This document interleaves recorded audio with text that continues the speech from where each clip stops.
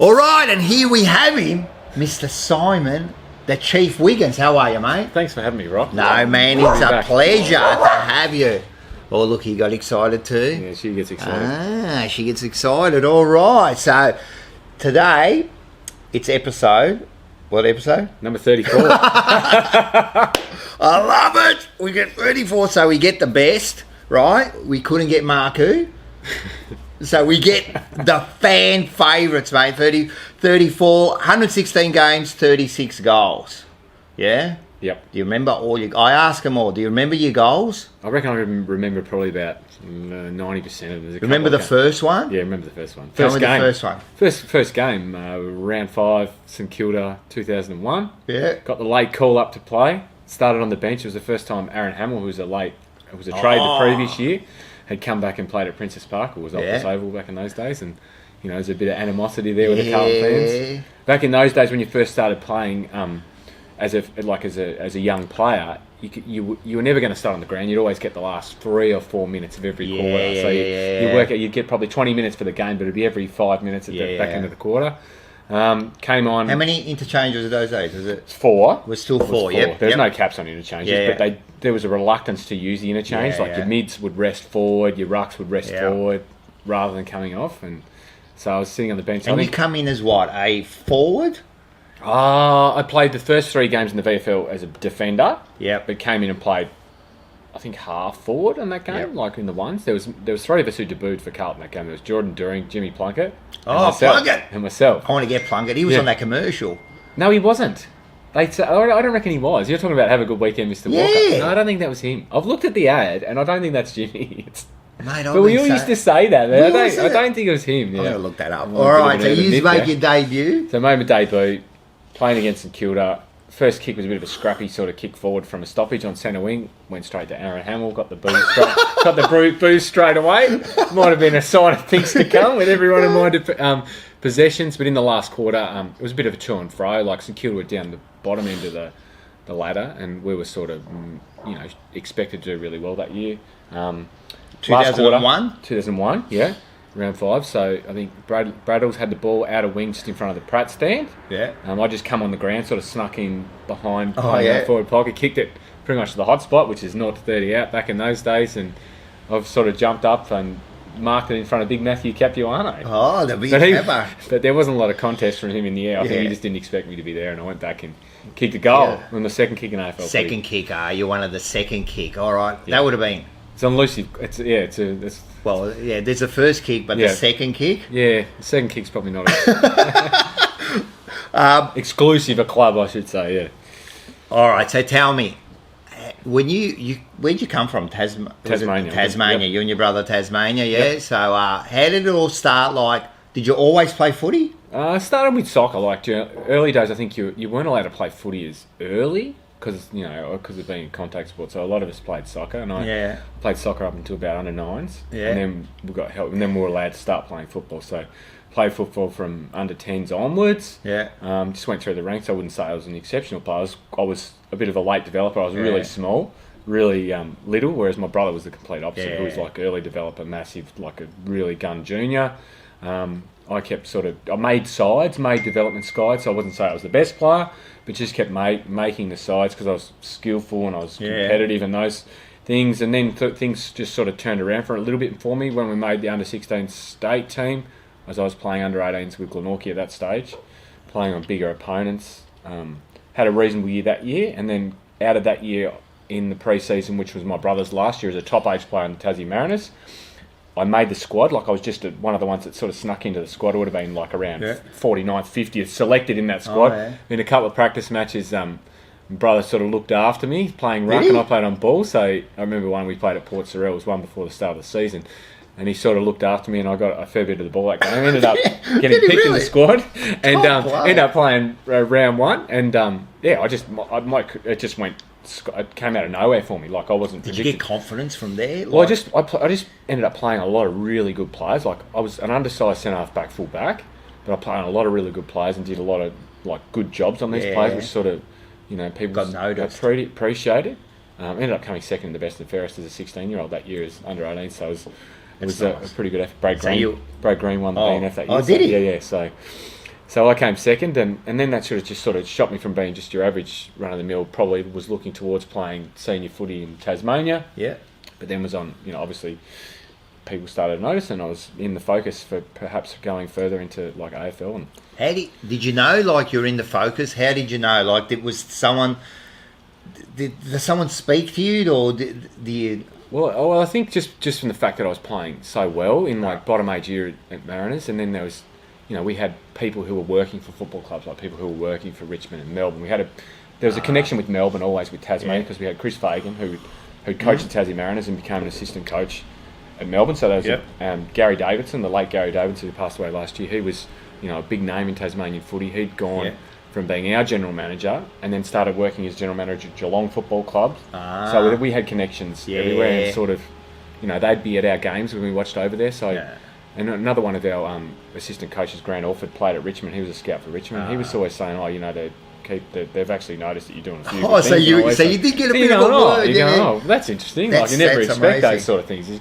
gets a bit exciting when you... But of course, I would have been happy enough playing senior footy in Tasmania. That was my goal. Of course. I wanted to... Because the TFL back then was a big competition. It was, like, it might have dropped off a little bit now, but it was... AFL, VFL was secondary. Like, you were a supporter of your local club. I was a New Norfolk supporter, but played for Glenorchy when I got to that point. But I just wanted to play senior footy in Tasmania.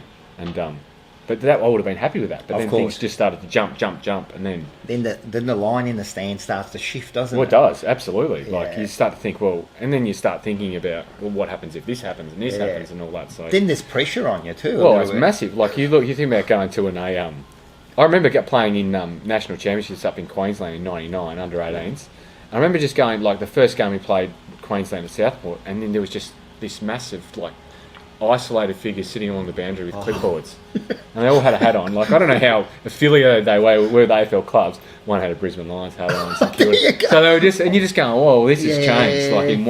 Like in the space of a short period of time, they've obviously got to keep up to date with the talent coming through these systems. So then that pressure sort of comes a little bit from that. But I didn't worry about it too much because I was too young to get drafted that year, so I could just pretty much stay focused on the game, and that was it. So I was lucky that year. Yeah, no, that's unreal. I can't even imagine. Just a second. I just wanted to make sure it was recording. I thought this is all good. All right, so that happens. And now tell me, when did you first get, the draft is coming up, who was the first people to contact you?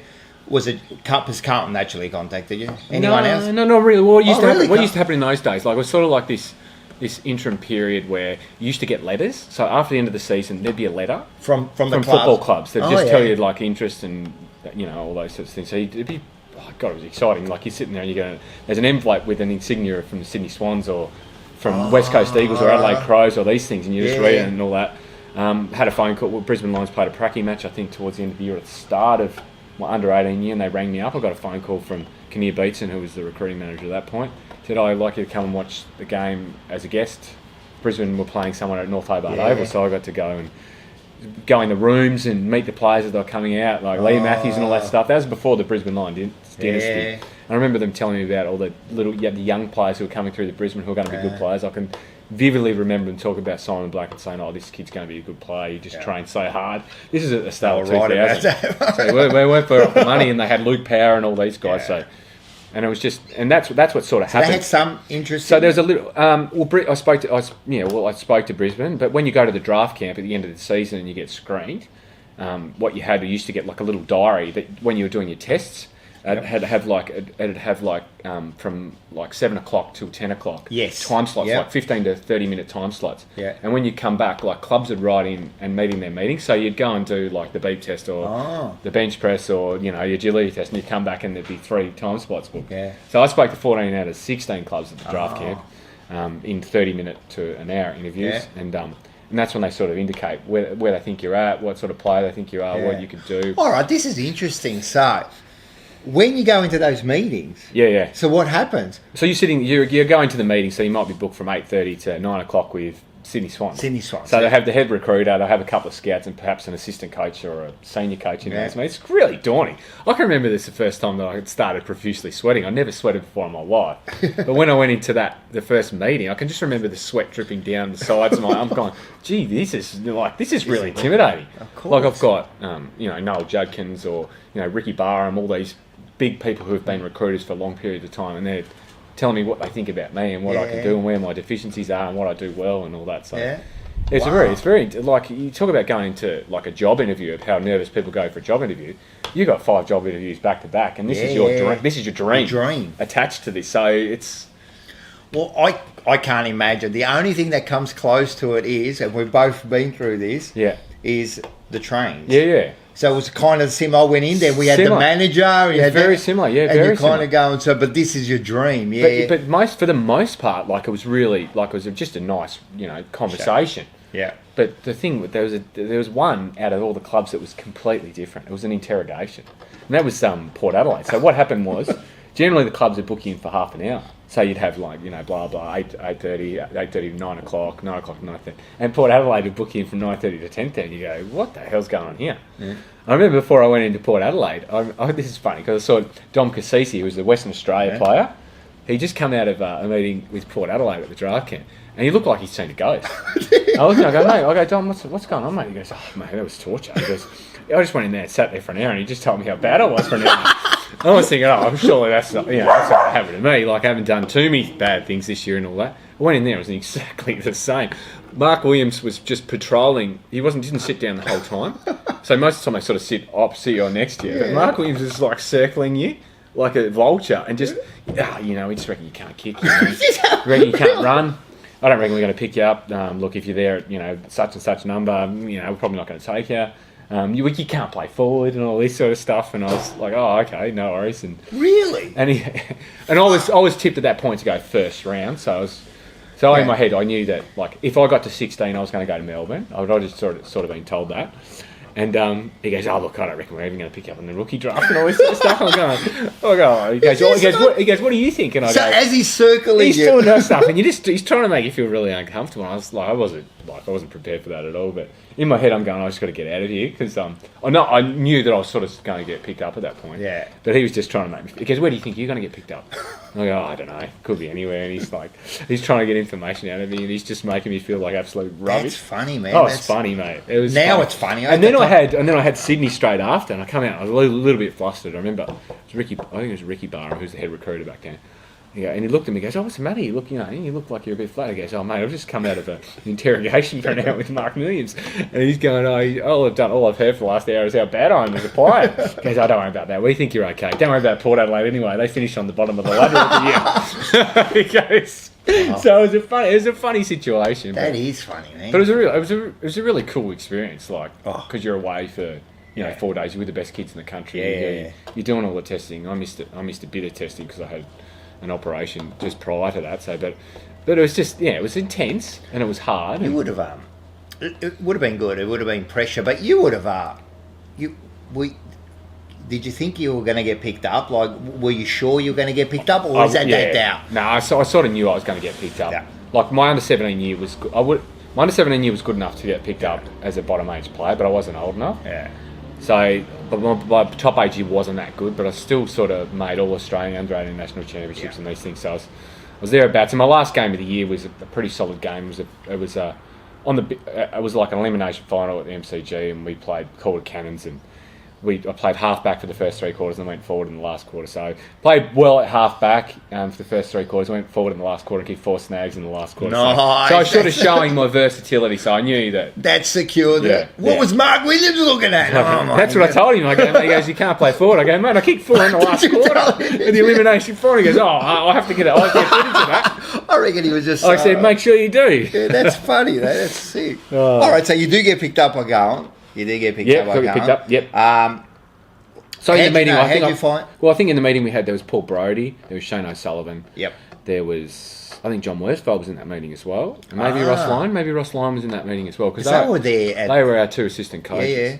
So that was a good meeting. Like I can't really remember the spiff. Who was that coach at the time? I was Wayne Britton. So Brits wasn't there. Brits didn't make it to that meeting, but the other assistant coaches were. How did you find out you got picked up? I actually got the week leading to the draft, because the draft was on, I think, October the 30th. Yeah. Yeah, so October the 30th. We had school exams. I was in year 12 exams and all that sort of business. So I had week 1 of exams, then the draft was on the Saturday, and then week 2 of the exams after that. So not ideal. Nah. But I was in the week 1 of exams, or perhaps, and I remember I was at school at Guildford Young College in Hobart, and over this PA speaker, my name was Simon Wiggins, please come to the office. And I never used to get in a lot of trouble, so I didn't know what it was about. Yeah. But You're a good boy. I was a good boy. But I just got told, I had got on the phone. They said I got invited to the draft live. It was held at Rod Laver. So if you get invited to those things, you're going to get drafted. So I said yes. In hindsight, I probably wish I didn't go and stayed over here. I stayed in Tasmania with my friends and family. But went over and knew I was going to get drafted. I knew Melbourne were interested at 6, and they had 16. Yep. Or perhaps the Bulldogs at 10, depending if things fell that way. Yeah. But it was either going to be one of those, I thought. Yeah. And Carlton had 15. Yeah. So Carlton and North Melbourne had 3 picks each in the draft. North Melbourne weren't overly keen, but I knew Carlton were keen. I knew Bulldogs were keen, and obviously Melbourne at 16. So the 3 players, who do we pick We up? picked Luke Livingston at 4, Trent Spawn at 11, and myself at 15. All right. Yeah. So you were the best out of the lot. Good stuff. Good stuff. Well, Luke Livingston, I remember picking him up. He would have been pick 4, I reckon. Pick 4, he was very early. Yeah. And look, I think it was a little bit of a disappointment. I don't know what the situation was there. So we were really expecting a lot from Luke, and it didn't pan out. But he was a defender, yeah? Yeah, I think he played juniors as a forward, but they sort of picked him to be like a replacement for Silvani when he All right, retired. so then you're at this, how'd you go in your exams? Oh, funny. First week, I think I had 4 exams over 2 weeks, or maybe 5. So first week I had 3 exams. 3 or 4, maths, sciences, Englishes and all that sort of stuff. Studied really hard. Did pretty well on my exams. Studied hard for my leading away, because I think I had legal studies on the Monday after the draft. Start doing the legal studies exam. I'm, a bit stressed out about, obviously want to do well and all that. So I start doing an exam. Then halfway through my exam, this is post-draft, I've gone, what the hell am I worried about? Oh, are you playing AFL football next year? I just sat there and just had a laugh to myself. That's amazing. I sort of didn't do as well in that exam. But you could see the motivation wasn't. Well, it would have been. It would have been, man. I was a 17-year-old kid, mate. I was going to be getting paid. I never had a job. I was going to get paid. I was going to be moving away from home. There's a lot of changes. So pretty exciting. You don't have to tell me how much you got paid, but I'll tell you how much I got paid. How much you paid for your first year? First year players. First year, if you were outside the first round, I think it was like 28,000 base salary. Yeah. And first rounders got 32. Oh. So 32, which was awesome. That's awesome. Oh, mate, I was pumped. Yeah. Oh, it was great, mate. Did you get any incentives? When you played games, if you played games, you got X amount, and if you played 6 games, you got X amount, 10, 15, all that sort of bonus. It's not bad for 17. And you get to move over here. Best years of my life. Yeah. And you came over here. Yep. Where'd you stay? Initially, I moved in with the secretary at the footy club, so I was out in Kingsbury near La Trobe University. Yeah. I was out there by myself. It was a bit hard because no one was around me, so I was pretty isolated leading into Christmas. That was only a temporary thing. Yeah. So I used to travel in with her, Sharon, to training and from training at the end of the day. A couple of times she let me in a car, got lost, middle of nowhere. Mate, you gave me, what was it called? The Revidex? What'd you call it? The what? Melways. Oh, the Melways. Yeah, so I used to go, if you ever get lost, I'll give you this book here. Like our one in Hobart, you could spit through it. They only had about 8 roads in it, and you knew all the main roads. Yeah. Over here, the thing's like that thick, bad. and I'm just going.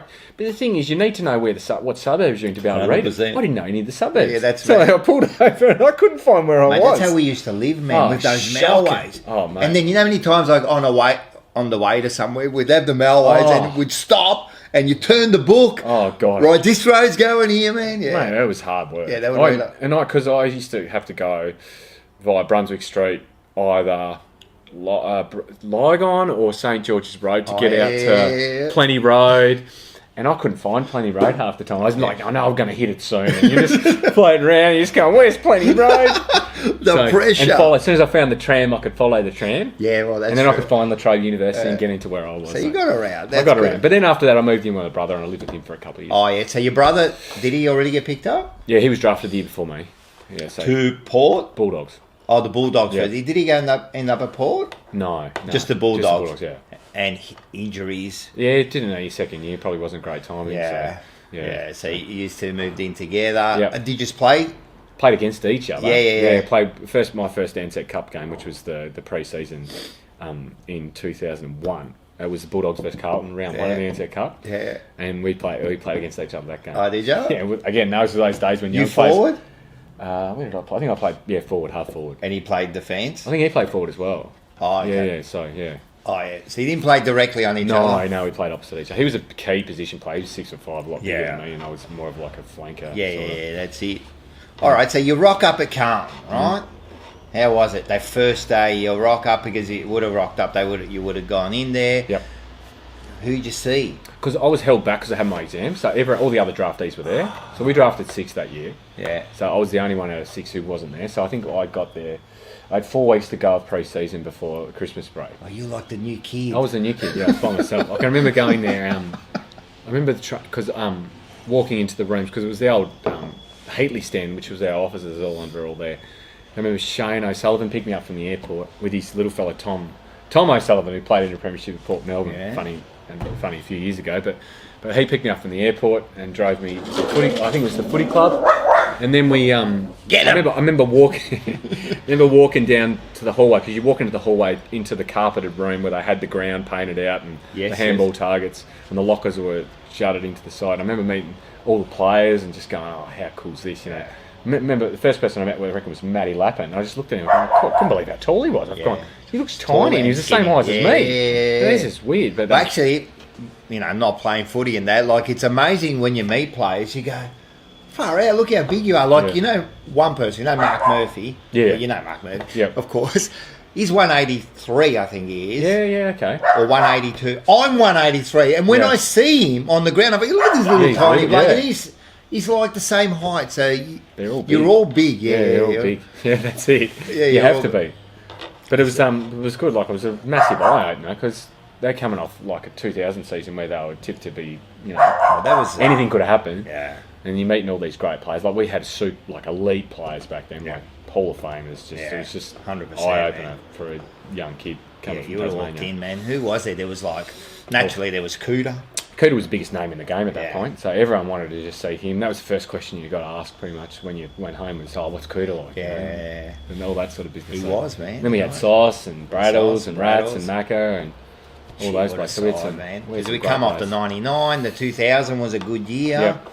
Yeah, so you would have been pretty happy going to the Boys. It was good. Yeah, it was good. But it was really good. I didn't expect to play senior footy at all that first year, because the side was so strong. I played I was strung together 3 really good games in the twos and was thrown in round 5. So it was good. That would have been good. Yeah, it was fantastic. So you play that first year. So when you get to the club, like, so you're used to footy clubs, the environment and that. When you get there, was it everything you expected at the Carlton Football Club or any football club? Was it what you expected? I knew there was going to be like a process of building relationships and earning that respect. Because you can't come in and be a cocky kid, which I wasn't anyway. Yeah. But there are stories about the draft previous that one of the players was quite cocky and got everyone offside straight away, and they were like, "You don't want to be like this bloke." So it sort of scared us off. So you don't want to be like this bloke. This sounds a lot like work. Yeah, well, it is. And so we were pretty much told, just you don't open your mouth, just train, get the respect, and just be quiet. Build your own little group, of which we had 6 who were all predominantly we're all country people. Yeah, we're all country boys in that year. So we're all coming away to, and we sort of had to find the relationships within that and hung out with each other. But there wasn't a lot of co-mingling outside that sort of bubble. We had some floaters who had been drafted the last few years that sort of helped us out and were friends with us, and we sort of build relationships through them. But that was really, there wasn't a lot of, you would never spend time outside the footy club with the senior blokes at all. No, not That's really. weird, because when I do talk to the older players, that was the first thing they did. Yeah, right. They made sure that, they would get together. And if you didn't get together, they would get upset and they would ask you why you didn't come. They thought it was a big part of being a side. And then, you're saying there was. Well, it was. Well, you got to understand, a lot of those guys, like most clubs, there'd be like a gap of 8 to 10 years. Yeah. Bradles was 15, 16 years older than me. They're at different stages of their life. It's not like they go, hey, after the game we're going to hit the cans or anything like that. True. So there was a massive separation. So that's just the dynamic of it. It's not to say they were friendly and all that, but there just wasn't that opportunity to do much else than that. They were all running businesses and this was the transition period. It was professional, but people were still doing lots of things outside. Yeah, it was at that time. People were they'd come in their work gear, and then they'd all you were doing playing footy, video games, golf, and that's it. As an 18-year-old, you didn't do anything else. I studied the whole time. Studying? Yeah, I had to. I enrolled just as I got drafted to unis over here, and started that as soon as I started playing. Yeah. But we had time to do that then. We weren't at the club the whole day. Like, we'd play a game on the weekend and we wouldn't be required. So when was the training? Like what? Well, the basic week was Monday was a recovery day, and you'd start at 1 o'clock, which was swim, strides, bike, review. So you wouldn't, whereas you play on Saturday, so you got 2 full days before you actually come into the football club. But over the 10-year period, you were there all day, every day. So that's just how it worked that day. But you could manage to work or study, because you know that you're always going to have a half a day off. So you're either going to have skills in the afternoon or weights in the morning, rest of the day off. Yeah. But towards the back end, you had no time. It was like 1 day off a week, which floated between Wednesday and Thursday. You couldn't really organise everything. The uni hated you because you couldn't make all these things, and the footy club were getting pissed off at you because you were saying, I need some time off to go to this and all that. So it was like a bit of a bit of a difficult situation. No, it is, man. It sounds like it's more difficult than people think, I think. Early days. I wish I enjoyed it more early days, because it was awesome just how much time we had. And there was a big separation. You weren't always like switched on to train and all that, because you had time off. But in the end, you were just there all 8 to 4 every day, 8 to 4. And plus, did more technology, you know what I mean? More media, so it was getting harder. Yeah, killed it. Like, there was just accountability everywhere. Yes. The biggest thing I reckon killed the game. I know what you're going to say. But behind the goal footage. Everyone says it. Behind the goal footage killed the game, and the pricks who rocked up to pre-season fit already, they ruined the game. Yeah. Because you used to be like, I'm going to rock up to pre-season. It doesn't matter what condition it is. I'll be fit by Christmas, and I'll be super fit by the start of the year. And some bloke rocks up first run of the year and smashes the world record. He wrecks you. And then that ruins it for everyone. They're the ones who've ruined footy. That's it. They should be not allowed to train in the off season. Yeah, I reckon. Just have a good time, come back and get ready, mate. That's it. And then in the end, we were coming back like, I think we'd come back at a 4-week mark or a 3-week mark, and you get your skin folds tested and had to do a fitness test. So you couldn't even do nothing during your 3 weeks.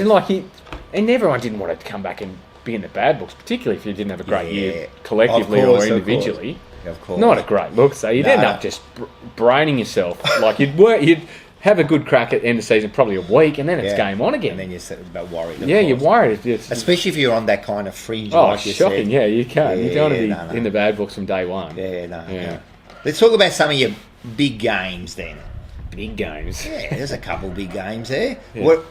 How about your 100th game was a big game, wasn't it? That was a big game. Yeah, it was. That was a exciting. I think you got votes for that. Yeah, I got 2 Brownlow votes. Who stole 3? The big Juddy man. Big Juddy. He could play. He wasn't a bad player. He could kick him all right. But that was a big game. I reckon the biggest game that we ever played in was probably round 1 2009. Yeah. It was Carlton versus Richmond. It was Juddy's second year at the Blues. Ben Cousins' first year at Richmond. We were both lower level teams in part of this. That round 1, didn't we win by about 80 points? Yeah, we won by 80 points. But it was just I could not believe how big that game was. It was just a round 1 game, but there was just so much anticipation and expectation attached to that. And it just almost got too big. I remember just going to training on a Thursday night, and you got everyone in the rooms, just watching you like zoo animals. I was like, this is getting a bit carried away. Yeah, it's not about training anymore. It's about the optics and everyone looking at you and expecting a result, demanding a result, and that. So that was a massive game as well. 88,000. Yeah. I think Cousins did his hamstring. Yeah, I think he didn't. Yeah, early on. He did earlier on. Yeah, he started. It was big, Juddy. Yeah, we had big. That was the days. Well, we won this year, but that was the days we were winning that. Yeah, we were on top. Yeah, we used to win that quite consistently. And what was your game like that day? Yeah, I played all right that game, so that was good. Yeah, it was kick any snags. I think 2-3 that night, so I missed a couple of easy ones. But it was but it was just it was just a good I remember just the first 15 minutes, you were just absolutely cooked. couldn't move because you're just that fatigued. Because the excitement and just not that game. Giving yourself 100%. Like you were just actually like gassed right from the get go. So it's just the first time you ran out and there was like a massive crowd, right? I don't know which game. I can't. You know. How was that? Like you run out and there's like people like. That was one of the things I guess you put in your routine. Like if ever you were struggling with the motivation, you always had little things in your routine that would get you up for a game. And that was one of the things that sort of got me up. Was when you come out to the ground, you listen to the song, and that was the motivating thing to listen to that, really soak up that bit, then switch on after that. Because sometimes obviously you can come in flat. Like I had a cold shower at the start of the day, I had a run just in the mid morning, massage. And obviously you'd start taking your Sudafeds and these sort of things. So you had like 4 or 5 things to get you up if you were feeling a bit fat. And that was one of the things that sort of helped get me up. It would, But it was also, you were also jam-packed with nerves because you just wanted the game to start because you're still worried about consequences and all that. As soon as the game started, it was okay. Yeah. I think I understand it. Yeah. You know, I play a little bit of juniors and some cricket and you're right. You just want the game to start. Yeah. Then once you start... You know, like all that negativity that should go away, you know? And you just want that build-up to be, like, everyone else is, like, having an involvement in that build-up in the game, but in isolation, it's just 18 people trying to chase the leather around the ground. Really. And you just want to simplify that and just make it that. You know, balls there to be won, you win that. 100%. Because there's a lot of external things happening, it just increases your anxiety levels. Yeah. Nah, the pressure would be huge, man. Yeah. You did play in a couple of grand finals. Hey, we wish we played in these grand finals. So there was 05. 05, yeah. And 07. 07, 05. Yeah. I've got those videos at home. Yeah, there was... The videos. Are they really? Yeah, right. I might be able to get the DVDs, but I've still got the video recorder. No, that was pretty exciting. I mean, because we were coming off the back of unsuccessful like home and away seasons, but we trained hard so we were like a lot of these teams that played finals were 2-3 weeks short of our fitness level. So we were primed for the pre-season premierships, but it's just exciting to just feel because you had back in those days you had to win. It was like a knockout. So over 4 weeks, you play this team, that team, and then into the grand final, which is pretty exciting. So. And obviously there was a lot of fireworks and things like that. That's right. And it was money, like in terms for a club, like if you won a Wizard Cup, it was like 250 grand to the footy club and all that. Did the players get any of that? Well, we got a chicken schnitzel out of it because we were struggling for a cash back. We thought we were going to get built a games room or get something like that, or but ended up we got taken to the Great Northern Hotel and we got a chicken schnitzel out of it. I love it. That is the best, man. You got a chicken schnitzel out of it. That's cool. Which was enough. Did you when you won those finals? What was the feeling like at the club? Did you think like, well, maybe we can do something this year? Well, we didn't know what we were going to do at that point. Like, because we were playing good footy, we were playing good sides. I think 05 we beat West Coast, and West Coast played in grand final in 05 and 06, and played Brisbane in 07. It was just sort of like pretty similar to us where we were at. But we just didn't know what we were going to do. I mean, there's a lot of articles about what Dennis was building and what we were moving towards, and getting everyone a little bit a little bit excited. And we had a good season in 2004 where we started to win games towards the back end of the year. So we thought that trajectory was going to continue, but obviously it's not a given that success trajectory. So it did. It went down. The opposite. So there was a bit of hope there. It was a hard era because we trained. You played in one of the hardest and worst eras of shocking. It was shocking. There wasn't a lot of hope. It was at that point. It was just we trained extremely hard. They're like a lot of the clubs are moving towards science and the whole the above the shoulders sort of approach to games, but that was just pure hard work. What we did, so we're bad performance equal time trial on Tuesday. Bad performance equal. Is this with Pagan? Yeah, equaled massive running session on Wednesday. So they were still there, so they weren't catching up to the rest of the we were just getting... And our training sessions were just... used to do the same training session. We used to train about 8 o'clock in the morning. Yeah. So this is a senior AFL team. The footy club had no money, so we were kicking around these balls that were like rocks. It's hard to believe. Really? You're Carlton Football Club, and we're kicking around these balls that are not even the right shape. Paint's coming off them. They're hard. In dewy conditions, 8 o'clock in the morning. You think you'd train at like 2 o'clock in the afternoon so you could train in similar conditions to the game, but we just did that. We did the same thing, kicked it like anyone who played in that era would just be able to. I could tell you the training sessions that we used to do, the same 6 drills, and they were hard. And there was competitive drills, like, for 40, 50 minutes. Didn't sound like much, but you were just cooked at the end of it. Because Pagan, man, he was hard. Old school, He was old school. I heard that, he was hard on a lot of players when he came it was very hard, Yeah. So like, we were always tired and cooked, and we couldn't put on weight because we were just training hard. No wonder. Like, I'm not saying that's the whole reason. But it wasn't the wrong way of going about it. I'm not saying that. Like, there were some good things to come from it, but you just hear about, like, it wasn't funny, area. Like, you weren't going to train and go, I can't wait to train today. You're just going, oh, fuck, this is going to be hard.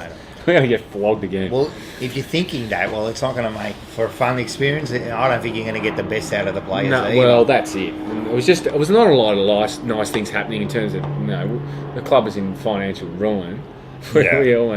We had a bad period, man. When Pagan came, we lost those draft picks too, you know what I mean?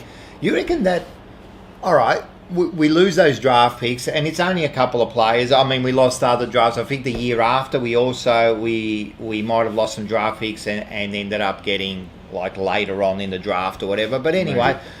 But then people keep saying, oh, that's cost us like 20 years. How much did it cost us? I wouldn't say 20 years. There were some bad decisions after that. But you got to remember, we missed out on Brendan Goddard and Daniel Wells. Two pretty good players. Brendan Goddard would have been a handy player for X amount of years. But because they found out, like, last minute. Like, I think it was the night before that they were telling, because up to that point, everyone was going 1 and 2, 1 and 2 we're getting. Yeah. And then I think it was the night before. Imagine Pagan, he's coming along, he's figuring, this is all right. Then the night before, he's going, guess what? Yeah. You got no drafts this year. Shocking. It was a pretty steep penalty. Yeah. It was a pretty steep penalty. Plus, they got like $1 million, $900,000 fine or something. Yeah, so that was a big draft. It hurt us for a few years, but I think that it wasn't so much 20 years. You should be able to repair that after 5 or 6 years. I think, and then there was mistakes following. Well, we were there about. We were on the improve when we got Juddy, and when Richard Pratt came on board. That's when that was when things changed. I reckon that was huge. It was a massive. Richard Pratt coming on. I remember when he came on. Everyone was just like, "Wow, how good is this? Like, we're changing. Like, things are changing." Yeah. And they did for a while, and I think Judd coming along changed a lot. That was massive in 2008. That was exciting. And then we got we had Murph, who was coming on pretty quickly, and Gibbsy, and then Cruz, really good players. Yeah. Waite was playing some good footy. Waite was superstar. It's just when he got injured. So you played 09. What finals did you end up? 09 was my last year. And that was your only final? But I was there for 2010, but I was just cool for 2010. The only final? Yeah, last game was the final. That was a big. Yeah, so that was but what we probably, I don't know, like looking back at that side, we had a very good, evenly balanced side, and we perhaps probably should have done better. Yeah. You look at the quality of players we had. If you beat Brisbane, which you should have. We should have beat Brisbane, and then we would have played, we'd have played Western Bulldogs the week after, who we always did really well against, and then still do, perhaps gone into a prelim or something like that. But obviously there's a lot of things that got to fall into place. Of course. But also remember going into that final, and there was a lot of us who were really injured. A lot of us were just. Well, we spoke to Wadey. He was saying the same. Yeah. Like I was in surgery the Wednesday. I think Paul Bauer had a torn quad. I think T-Bird had an injury. Wadey we're all barely got through that game. I know we felt like we're 30 points up at 3/4 time, ended up losing. But you find a way to keep going if obviously you do it. And no one's fully 100% fit that time of the year. No. Anyway, so we would have found a way, but it was just we were battered, pretty bruised and battered. And you could see Brisbane coming back in that last quarter, man. Yeah. It was almost, they were unstoppable. It was Bradshaw, who wasn't meant to play. When did he come from that glass? He had a torn quad. He had a torn quad and kicked 4 or 5. It was like... Yeah. Yeah, they were... Yeah. I think, but anyway, like the build-up to that final would have been big for you. We hadn't experienced it before, so it was just... It was really good to be part of, because we were down in the pub. We were in the pub usually that time of year. That's right. And when we got through that one, you get the old players that come in, like David Parkin would always come in and talk about the second season, and it's a reset and a start again, and that was exciting. And anything can happen. It's not just because the team's higher on the ladder doesn't mean they're a given to win. Finals are filled with fairy tale underdog stories. So it was exciting in that regard, and we started really well and was outplaying them. And to be going away as well, I think was a bonus for us because we got to bond and we're all together. And they always say going away, we're really galvanised for that group. Yeah. We got absolutely smoked the week before going into those finals, but we shed that loss pretty quickly. Yeah. And we was pretty much straight on. I'm telling you, as Carlton supporters, man, we were up at 3/4 time, mate. We were up, and then it was the worst feeling. Yeah. It was shocking. Yeah. But I think we should have probably gone. There was some years in there, whether it was 010 or 011, maybe 011, where they should have gone further. Yeah, they do say that. The one, I reckon there was. I think 011 was the West Coast one over there. Yes. Yeah, that was the one they think they should have gone better at. But we only lost by a few points, and then even the 13 Richmond, and then we went to Sydney the week after, or was that the Sydney? Anyway, the week after we almost should have won that one too. You know. Yeah, I remember that one. Yeah, there was a couple of close ones, but we had some injuries. You know, same sort of thing. But you know, like shit everyone's happens. got injuries. Yeah. Nah, shit happens. Yeah. So coming near the end of the career. Like that last one was 2010, yeah? Yeah, so 2009 last game, 2010, end of 2009 had surgery into 2010, Yeah, and how was that year? Shocking year.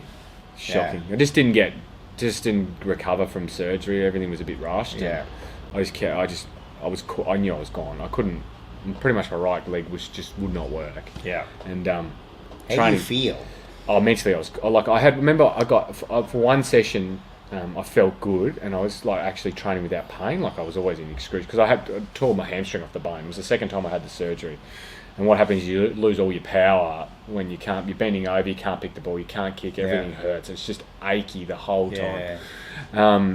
So I remember I had one session in the pre-season, and I was feeling good. I was like, yeah, okay, I reckon I can do this again. I'm not feeling pain, and in a contest I dislocated my kneecap, and then I was out for another like 3 or 4 weeks because of that, and it was just everything just snowballed, and I started to get going at the start of the year, but I was finding sneaky ways to play well. It's not like how I wanted to. It's like, you know, high effort, do the little things, whereas more almost getting there, holding back, getting the ball, and then you end up kicking goals. Experience. It's not the way I wanted to play. And I was at the point of playing, I think it was round 6 or 7 against Hawthorn. Yeah. And I was in the squad, and I just remember going and doing the drills before on a Thursday, which was a bit of a sharp session, and it would take me 20 minutes to warm up to be able to get through a session. So I'd have to go and run 3Ks, you know, 4 800s or something like that, just to warm up. Yeah. And this training session was just straight into high intensity. And I'm sitting here watching the ball going. I said, I can't participate. This is just insane. I cannot actually go. Yeah. And I remember and during the training session, I just did this stupid thing. My body was that cooked in the end. I just grabbed the ball and just tried to dribble it like 3 metres in front of me. Bang, my quaddy went. I'm gone. I just laughed. I just went, it's not meant to be. No, it is not meant to be. Yeah, no, that's There's little things like that when your body giving up, and then it was just like everything was just so hard to get back. I got back playing for a couple of games mid-year, but I just couldn't do anything. Yeah. It was just pain. That was so depressing. It was pain. Yeah. And then I got another knock on my shoulder where I did a grade 2 AC joint, so I was getting that jab before games in the 2, so I had my hamstring where I couldn't. Yeah. I had to handball pretty much all the time. Because of that injury, like it seems like then other things start to happen. Because everything you're imbalanced and you can't get to things and you're late and you get hit and it's just Yeah. So it was not a great year for me. No. Like ideally, I would have liked to have finished up the year previously, but I had to go one more year. I had things. Were you contracted? I was still I was out of contract at the end of 2009. Yeah. And then had to wait for a contract to come. So it wasn't a good time to re-sign a contract. Being like, so would you get another year? Or one more year? Yeah, one more year. So you haven't got a great stop it, Dave. Stop. So you haven't got a great deal of bargaining power, and you've got a reattached hamstring. You're going to be out for 4 months, and then you're 28 years old. So you're pretty much the bargaining power would have been. It would have been just. Chips, long as I can play, the cheapest chips. The chips too. Well, I was going in the start of 2009. I was going well, and then I hurt myself again. Yeah. And then I've managed to find a way and get back in and grind out the last part of the year. Yeah.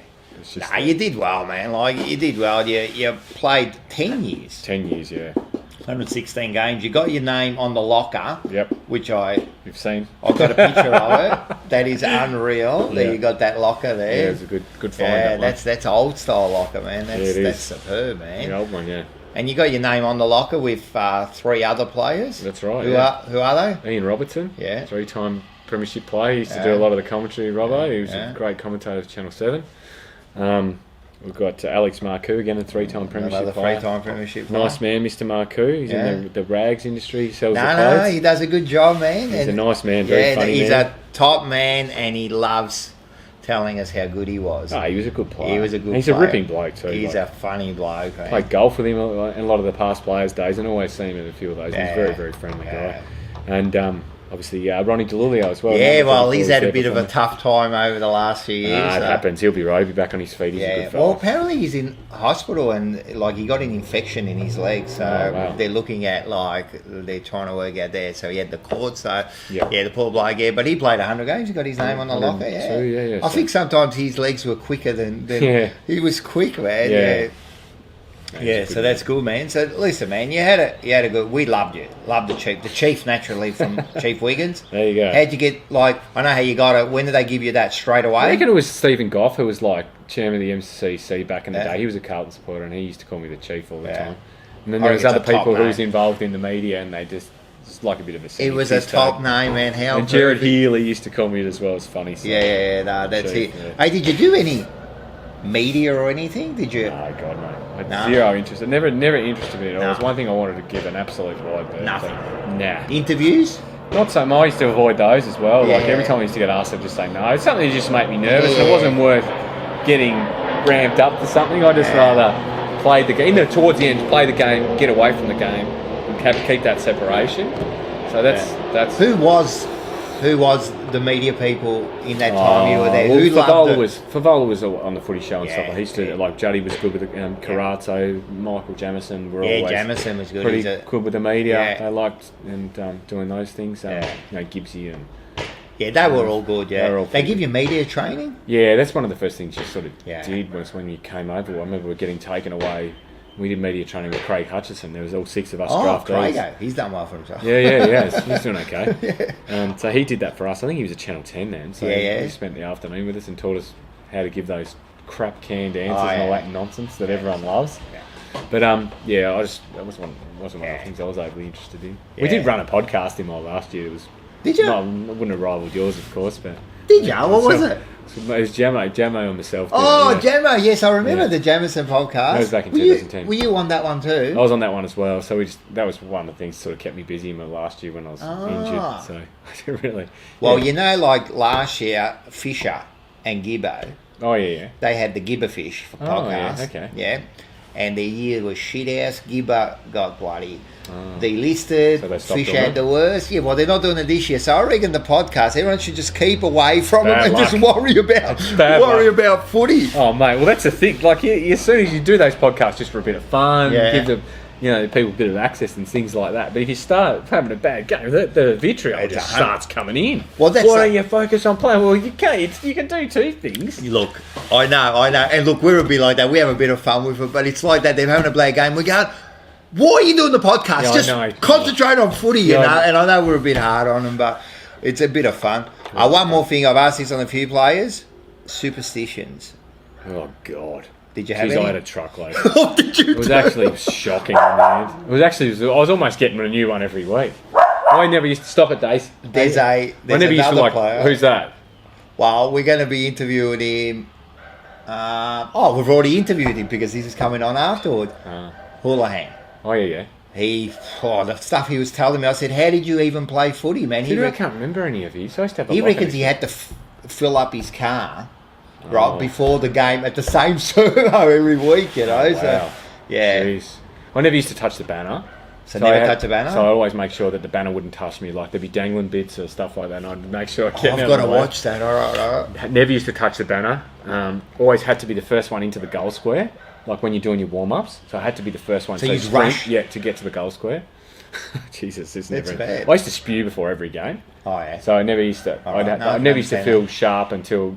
that had happened. It was like a build-up of anxiety. I can understand that. So I had to eat my banana and my yogurt at a certain time because I knew that I had to spring up something when I spewed, and that was the easiest thing to spew up. Really? So you had that, so you knew you were going to spew. My routine was getting intense, but it was it worked for me. I had my little things, so I was a very anxious player, but I had my things that sort of broke up that. I had got to the ground at this time, got my massage, so everything was in order. Yeah. It was just... Putting on your gear, anything about that? Always shook the Bulldogs, Wayne Gilbert's hand, and just looked him in the eye and just said, thanks very much. Every time he gave him my jumper at the start of the game, always handed it back in the right way, so it had to be respectful. Well, that just him made and the football club. That was always that. I always got one of the young kids to kick me the ball at the start of the game as well. So, like what young kid? Like Tommy O'Sullivan used to kick me the ball. One of the young kids used to hang around, not so like a coach or someone like that. It was just someone I felt comfortable. Someone I felt comfortable with. Oh, there's lots of things. Yeah, That's funny, man. It was intense, mate. I think we've all got them. Everyone reckons, but there's something that everyone does that kind of like. There's some funny, there's some funny things. Yeah, they're all a bit like because so many things can go wrong. Joe. Like you talk about the variables in a game. What about clothes? Did you wear the same jocks or anything like that? No, I don't. There's a couple that were telling me about that too. I think I used to wear 2 pairs of socks. And then I got rid of that. I got to the point where I had to start getting rid of these things. Yeah. So I used to wear 2 pairs of socks. I used to wear a pair of Tassie socks under mine. Did you ever forget to do something and then like during the game you go, oh, I'm gonna have a bad game? A couple of times I didn't do things, but then I played really well that day. Going like, I didn't do this. Like it was a night game. I meant to do this at that time. This at this time. Go for. And then you play well. And I played well. Did you take them out then? No, they came back. You came back. You couldn't get rid of them, mate. That is absolutely unreal, man. Yeah. I love it. Yeah. All right, man. That was a great talk, man. We love you, the chief, man. We love the chief. So you had a great career. Thanks for coming on the Jumper Punch, as you are now a legend of the Jumper Punch. We have got. That's fantastic. Yeah. There's a whole thing with the legend. You are a legend of the Jumper Punch. Thank you very much, man. Appreciate it. And let's go Blues. Go Blues. Thanks, brother. Thanks, mate. Cheers.